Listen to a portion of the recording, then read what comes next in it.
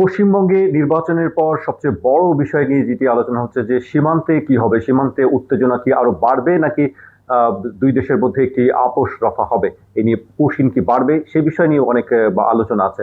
আজকে আমরা এই বিষয় নিয়ে কথা বলবো আন্তর্জাতিক সম্পর্ক বিশ্লেষক অধ্যাপক এম শাহিদুজ্জামানের সঙ্গে। স্যার, আপনাকে স্বাগত জানাচ্ছি। Thank you.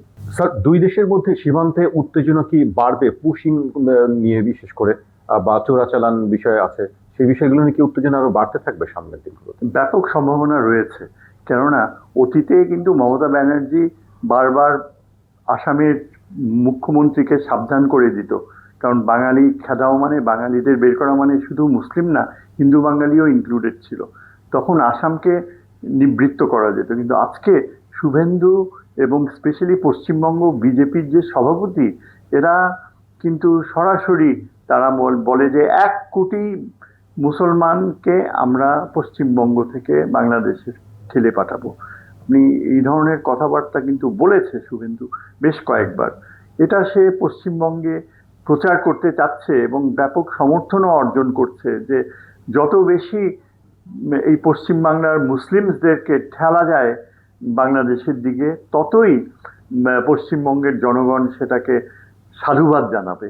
এইরকম একটা চিন্তাধারা গড়ে উঠেছে। এটাই আনফর্চুনেট যে পশ্চিমবঙ্গের জনগোষ্ঠী, ব্যাপক জনগোষ্ঠী নীরবতার মাধ্যমে সমর্থন দেয়। এবং যদি এটা অবাক হওয়ার কিছু থাকবে না, এরা সংসদে যখন যাবে তখনই দেখা যাবে, কারণ মমতা ব্যানার্জি বলেছে যে আমি দেখতে চাই যে কারা যাচ্ছে, কে মুখ্যমন্ত্রী হচ্ছে, কিন্তু আমি পদত্যাগ করব না।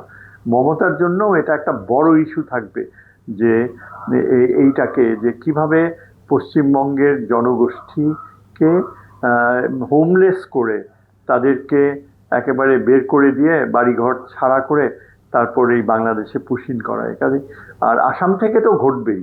আসামের মুখ্যমন্ত্রী বলেছেই অলরেডি, তারা এই গত কয়েক মাসে ব্যাপকভাবে এই করিমগঞ্জ বলে যেই জায়গাটা ছিল, শ্রীধাম নামকরণ করা হয়েছে, সেই অঞ্চল এবং আশেপাশের অঞ্চল থেকে নিম্ন মধ্যবিত্ত যাদের পাকা ঘর বাড়ি রয়েছে, আমি টিভি পর্দায় দেখেছি যে সেসব বাড়িঘর মাটির সাথে মিশিয়ে দেওয়া হয়েছে।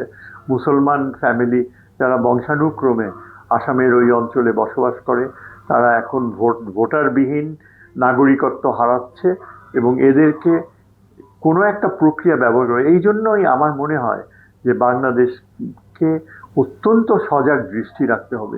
এটা অনেকটা বলতে গেলে প্রতিরক্ষা ব্যবস্থাকে জোরদার করার প্রয়োজনীয়তা, যে আমরা যদি প্রস্তুত না থাকি, যদি আমাদের দুর্বল অবস্থান দেখা যায়, তাহলে ভারত পশ্চিমবঙ্গ ও ইয়েতে এই ভারতের যে অমিত শাহ, সে এনকারেজ করবে এটা এবং সারা বিশ্ব তাকিয়ে থাকবে, কিচ্ছুই করবে না, কারণ ভারতের উপরে বিশ্বের অন্যান্য দেশগুলোর কোনো নিয়ন্ত্রণই নাই।